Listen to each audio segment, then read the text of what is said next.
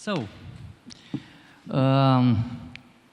it's interesting how you described all these mechanisms, because we are quite aware of them. We just, and I want to start with this, we just passed last week, in the last session of our parliament, we sent to our president the legislation which is treating the 452 on 2019 rule, European rule on foreign direct investment. You know, before passing the 5G legislation, we were not aware here in Romania about this feeling of need of having an investment screening legislation.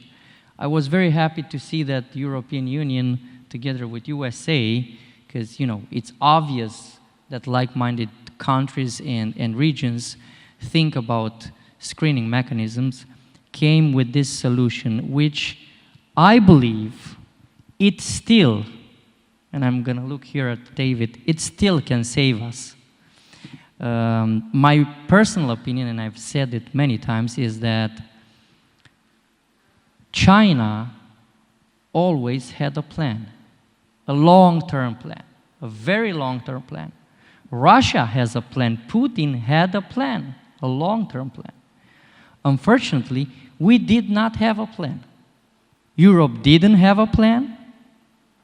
USA, I have the courage to say it, and you can confirm or you can, you know, not confirm, but I believe that USA did not have a long-term plan. Maybe it had a plan. I know that now it has a plan. So I'm looking at you, David, and I would like to tell us a little more about the hands-on job.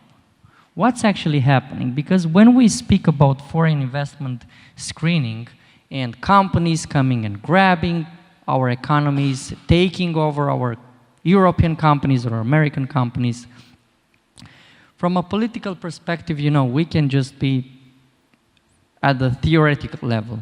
And I honestly say that we need to learn more and to find out more about these things.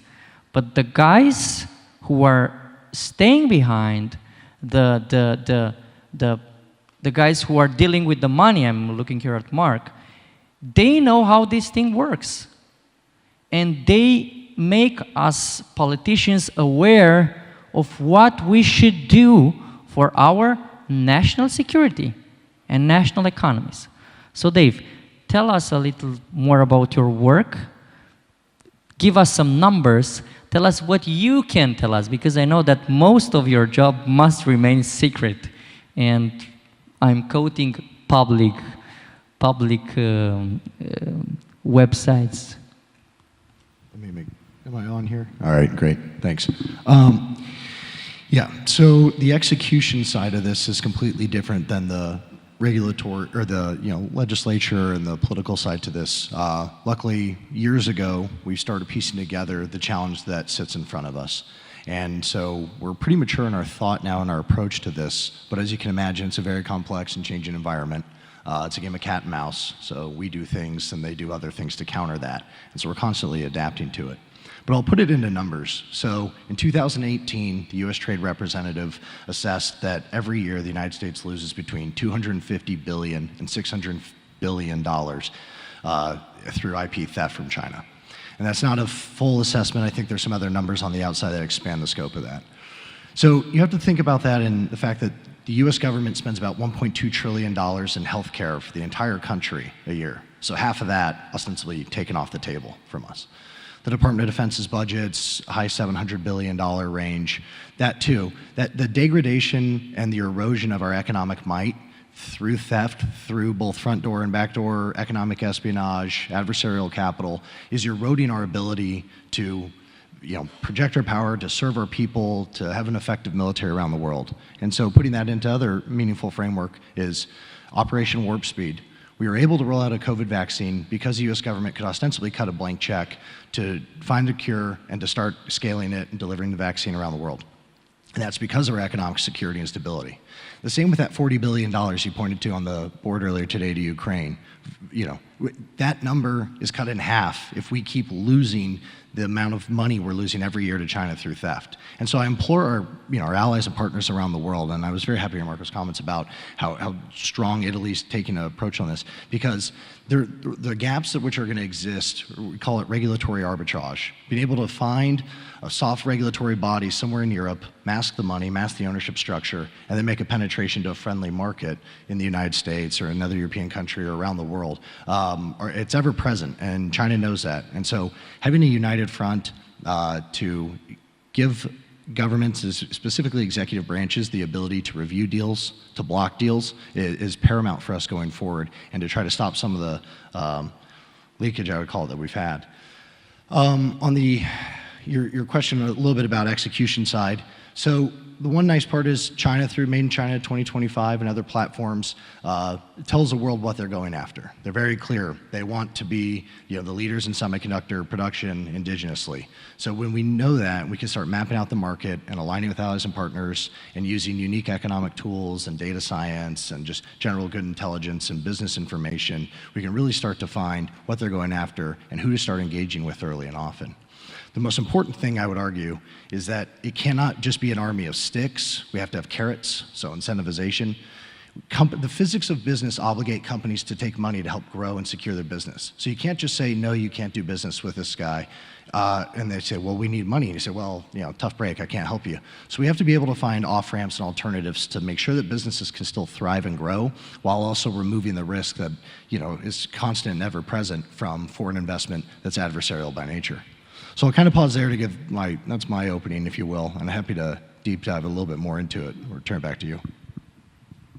Thank you very much, Dave. So you're saying that you are hunting, actually, businesses which are stolen from the US citizens' economy in a value between 250 and 600 billion a year, and you scan them and you try to stop that. We look both backwards at transactions that have occurred, as well as then have an active screening framework that allows us to, and it's a big economy. The world's a big place. Our economy is a big one too, and so it's very complex. One of the challenges, and I also implore every government to start really thinking about the tech that's on the horizon. There's a lot of things today that matter, but the market and innovators move faster than government does. And I just want to ask you something else. I'm going to jump to Mark. Tell us how hard it is, because it seems that you need a mix, a blend of different things. And we are here in a political, I would say forum, because we are MPs from more than 50 countries here. And we need the knowledge to write the legislation for guys like you, which are sitting somewhere in Pentagon, and they go around the world and they look for these kind of things. But we need to combine the private environment, the companies, our national companies. We need to combine international institutions and organizations and alliances, for example, like NATO. We need to combine our national companies, public institutions, and the intelligence community. How do you do that? It doesn't look complicated. How do you put all these people at the table? Where do you find the money? Because I'm just going to give you our Romania's personal example, which I truly believe, and I'm trying to say this very proudly, to be heard in Washington, in London, in Paris. Romania said no to a various number of things in the last 3 years regarding China, Russia, and many other countries. We said no to 5G, okay, some billion of euros, 5 billion, just calculate. We said no to nuclear. We said no to infrastructure. So you cannot build roads here if you have a Chinese company. Because, we know that they would not come transparent. But all these countries, not only Romania, think, for example, by Republic of Moldova, which needs infrastructure It's our little sister, and they need money. And we give them money, and I want to make this statement because, for example, Romania gives to the Republic of Moldova $100 million. This is the program that we have annually, and it's quite good. The European Union gives today to the Republic of Moldova $150 million. That's nothing. It's peanuts. So if these brave people which are defending a very big border with Ukraine this time need to build infrastructure, need to say on a side no to China, Russia, etc. They need the money. Yeah, so where can we find this money? How do we find them? Right. So there's roughly $2 trillion in dry powder right now on the sidelines of the United States, and that number is a variable, of course, depending on who you are. But it's about pulling in the private sector and engaging them better.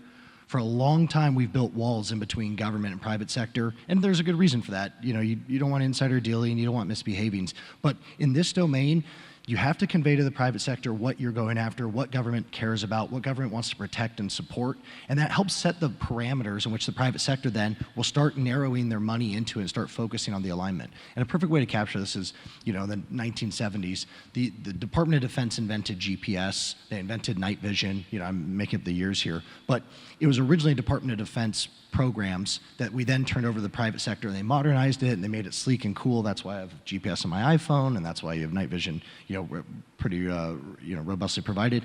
But those walls, those occur in narrow vacuum examples, and so the department and our senior leaders have taken a great open mind approach to this, of bringing in innovators, bringing in financiers, and explaining to them what we're looking for, to combining that with commerce and the State Department, so we can really go around the world and try to match the excess capital in the market to the strategic requirements. And so, again, not a political figure, so I wouldn't tell you what to do, but there's a world which exists where a lot of problems can be addressed and spoken about easily in an open forum with better relationship and engagement between your government and your private sector and your trusted capital around the world from the rest of Europe and America and other nations.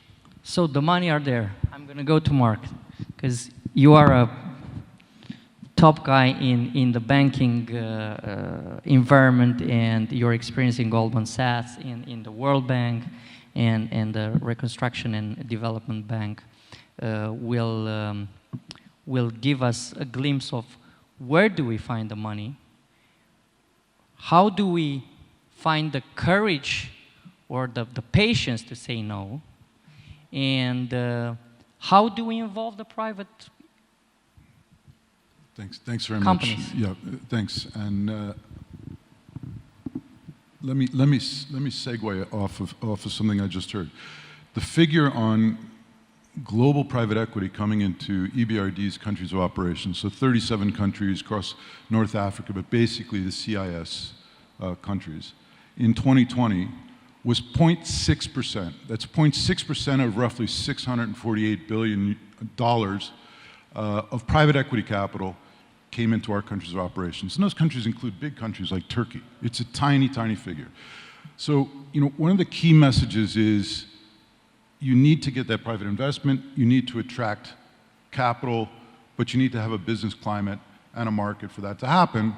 And I'm using this example because I want to talk about something else that talks about this.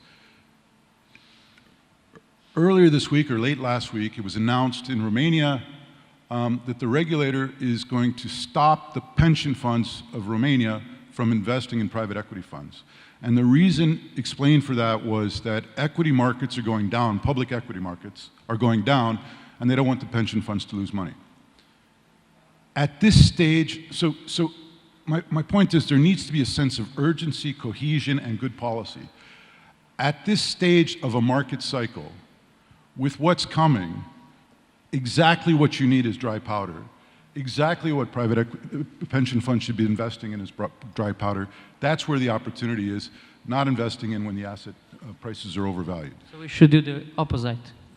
Opposite of what's being done. And what's being done is being done because it's a reaction to market pressures, it's a reaction to political pressures and social pressures. So this is but this is a segue into what I really want to talk about. The reality is that at this moment in time, this is the longest cycle I can remember, and I'm a reforming economist. I was an economist 10 years at the World Bank. I spent a lot of time on this stuff. I looked at data in the United States all the way back to 1867. And I looked at monetary policy at every time period from an econometric basis to understand how money works. The reality is, this was one of the longest growth cycles we've ever seen. It's one of the longest positive cycles. It's been juiced by monetary policy. It's been juiced by fiscal policy since the great financial crisis. And the physics of money, the most important factor that determines real GDP, I know because I did the data, I did the work, it's published, is the real money supply divided by the price level. That is real money. You grow real money, it ultimately is the most important factor hitting real GDP. It happens through interest rates and investment. Every central banker knows that.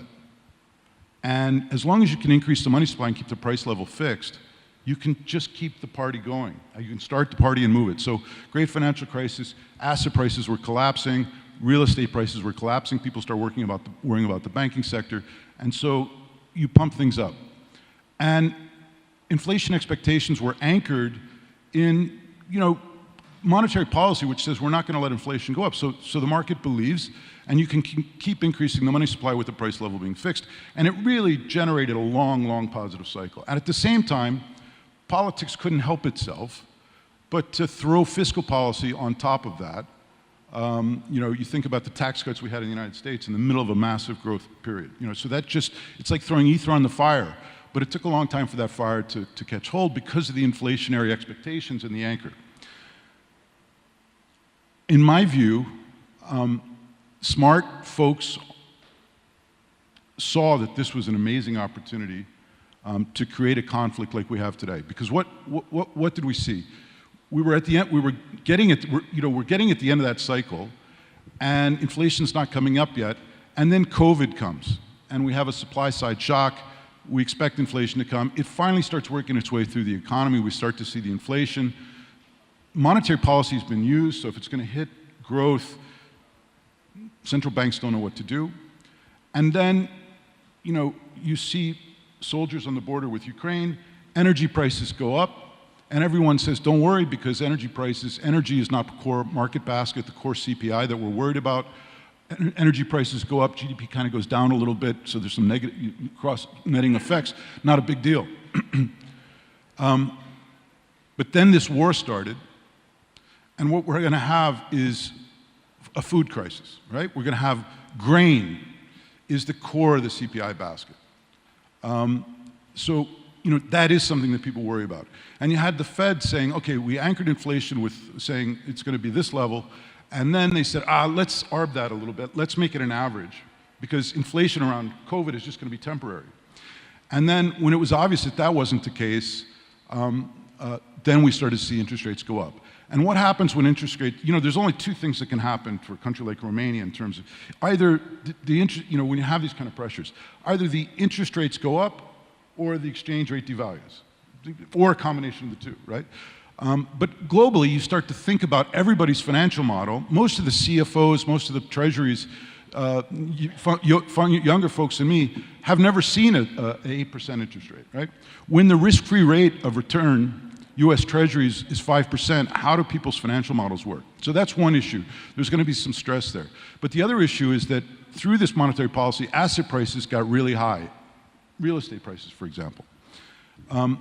As that has to come off, that's going to have an impact. And then the third one is the Gini coefficient. The reality is that the income distribution has gotten heavy on the wealthy side, and I looked it up in Google, the expectations are for 2021 and 2022, because it takes time to calculate these things, that in the US, the Gini coefficient will go up 4% each of those years. So, and that speaks to the sort of political and social cohesion and the political polarization. So this is a time in which this thing happens. And my point here is that it's going to get difficult, and it's a time for geopolitical cohesion, but internal domestic policy cohesion. I mean, I thought that it was amazing, the work of the European Union to work with the countries here to distribute LNG gas that's going to be in the system, right? In a way that works in a cohesive way. And in domestic things, it means waking up to do things that haven't been done during a period of expansion in which you don't have to do that much. Mark, I just want to ask you a question about all these puzzle pieces that you gave us. So you said that we are still in this juicy, positive period, the longest from the last financial crisis. And inflation is more than high all over the world.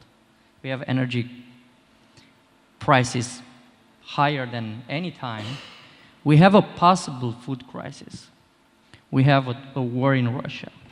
My question is, where are we on that graphic, the hill, the top of the hill, the coming down and the valley? How far away are we from a crisis? And what kind of solution, or not what kind of solution for us to prepare for this cohesion that you are talking about we need at a political level? Tell us, what should we politicians do here, national, in all our national parliaments, and also I'm going to go later to Marco to the European Parliament? Well, I hope this positive cycle just goes on forever, but the reality is it can't. It never has. Yeah. So, speak freely. So, you would expect to be at the end of a cycle. There's something called a peso problem. That is when the fundamentals suggest something should go down, and it never goes down. It just keeps going up. The problem with the peso problem is when it goes down, it drops. This is the nature. And the reason that happens is because if the fundamentals say something should go down, and it continues to go like this, it means somebody is administratively trying to do things to support it to that level, which are unsustainable, and then it drops. So I would suggest that, look at history of peso problems. Financial crises come very quickly when it's like getting to the edge of the table and falling off. That's the first thing. But the other thing is, I want to focus minds on inflation because I want to focus on, reshoring, which has been discussed, but more urgently, grain and energy.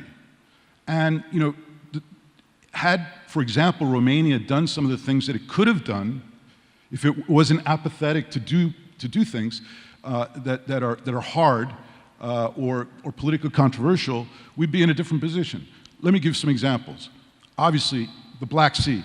Neptune could have been exploited. We could have first gas right now. I know that because 10 years ago, roughly, we invested with Carlyle in Black Sea oil and gas, and we had first gas last week.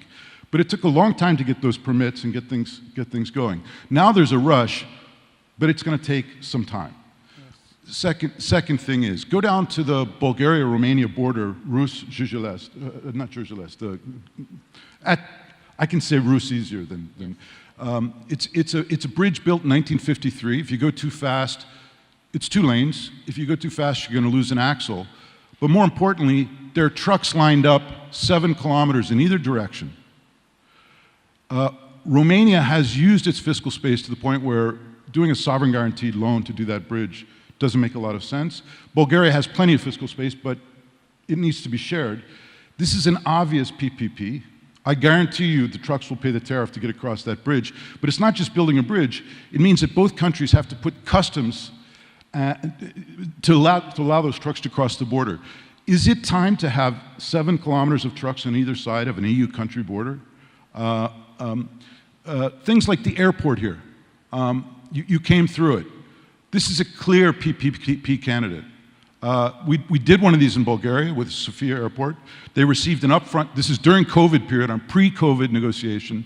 Yeah, they receive an upfront payment of a large scale. They receive significant investment commitments, and they have top quality Munich airport management to make that airport, make Bulgaria, put Bulgaria in the map.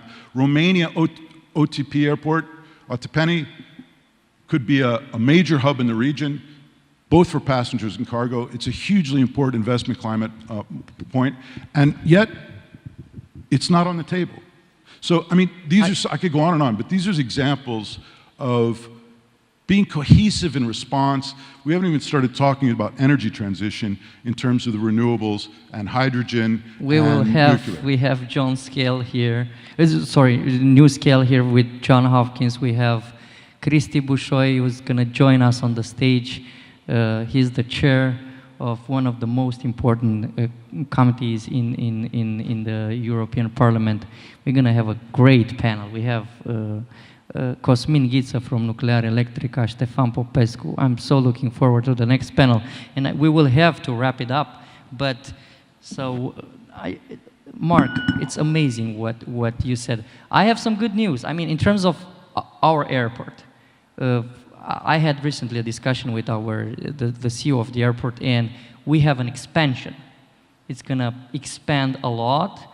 The things are going in straight line.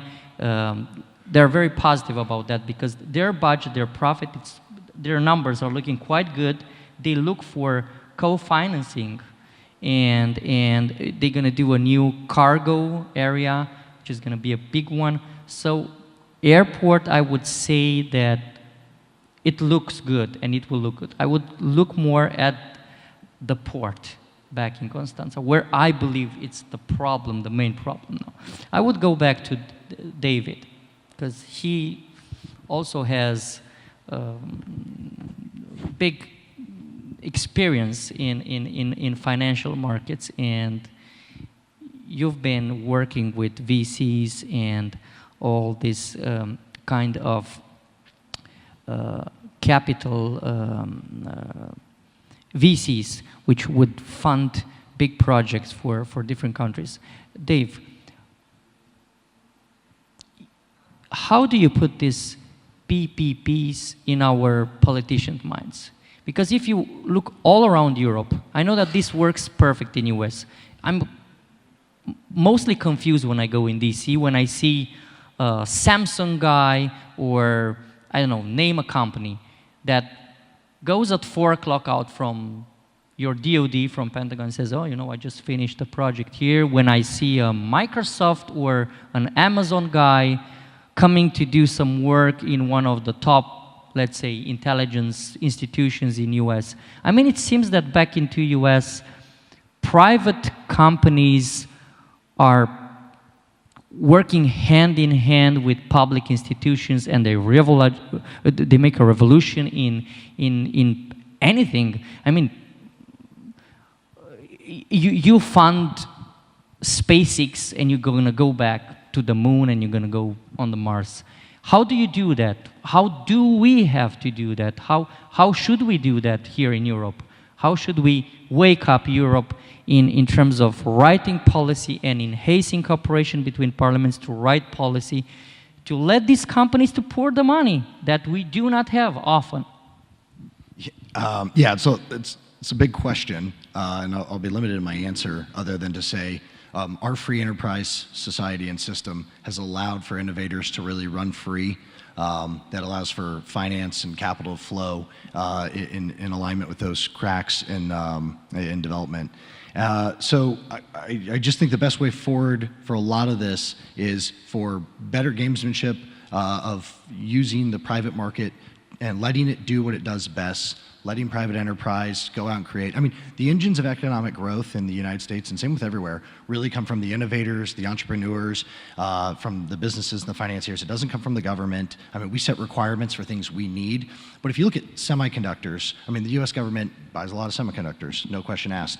But without a doubt, that market is led by the private industry. The space industry is the same. The US government used to run the space industry through NASA, but we realized that privatization of it allows for better innovation, it allows for things to be cheaper, it allows for us as now a customer to help guide and shift and protect and support it, but ultimately reap the benefits of allowing true free enterprise kind of flow.